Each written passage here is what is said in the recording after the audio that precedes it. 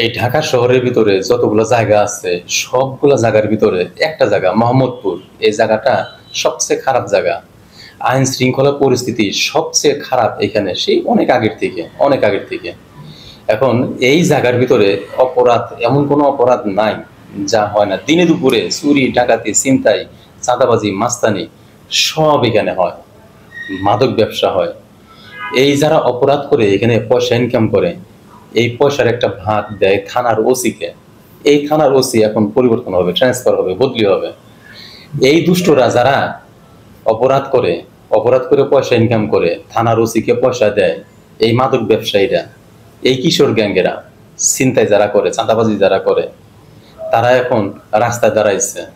তারা এখন মানববন্ধন করছে যাতে এই ওসিকে এখান থেকে ট্রান্সফার না করা হয়। এই ওসি থাকলে আমাদের খুব মজা, কেউ ডিস্টার্ব করতেছে না।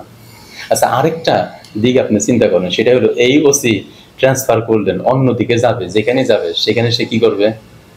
এমন ওসি কি আমাদের দরকার আছে?